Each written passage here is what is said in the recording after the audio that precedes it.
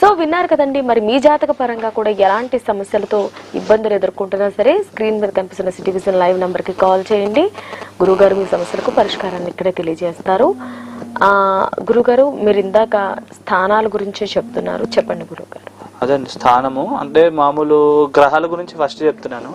అదే ఏంటి, సాధ్యమైనంత వరకు పెద్దవాళ్ళతో ఎదిరించద్దు. అలాగే గవర్నమెంట్ ఉద్యోగాలు ట్రై చేస్తుంటే గవర్నమెంట్ ఉద్యోగాలకి సూర్యుడి కారణం కాబట్టి గవర్నమెంట్ ఉద్యోగాలు ఇవి కొద్దిగా యోగం తక్కువ ఉన్నది, ఇవి ఎక్కువ ట్రై చేయొద్దు. అలాగే గవర్నమెంట్కి సంబంధించిన వ్యక్తులతో, రాజకీయ నాయకులతో అలాగే ఏమైనా ఉన్నా కొద్దిగా విభేదాలు పెట్టుకోవద్దు. చిన్న స్థాయి లీడర్ అయినా పెద్ద స్థాయి లీడర్ అయినా సాధ్యమైనంత విభేదాలు పెట్టుకోకూడదు. అలా పెద్దవాళ్ళ కార్యక్రమాలు సవ్యంగా చేయాలి. అవి చేయకపోతే మిమ్మల్ని వేధిస్తాయి దోషాలు అని చెప్పి మనం చెప్తూ ఉంటాం. ఓకే గురుగారు. హలో, నమస్తే అండి. మేము ప్రకాశం జిల్లా నుంచి ఫోన్ చేస్తున్నామా. చెప్పండి, మీ పేరు? మా అబ్బాయి పేరు మహేష్ అమ్మా. మహేష్ గురించి తెలుసుకోవాలనుకుంటున్నారా? సరే, మహేష్ పుట్టిన తేదీ, టైం చెప్పండి. 2004 నవంబర్ 11వ తారీఖు. 2004 నవంబర్ 6వ తారీఖు. నవంబర్ 6.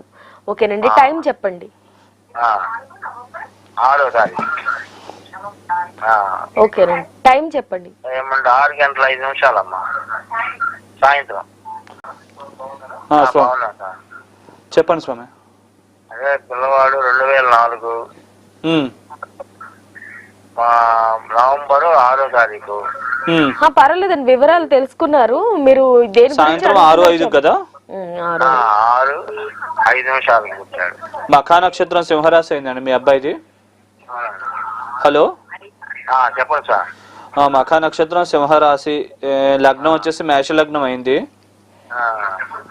బాగా శత్రువులు ఎక్కువ ఉంటారు ఈయనకి, జాగ్రత్తగా ఉండాలి.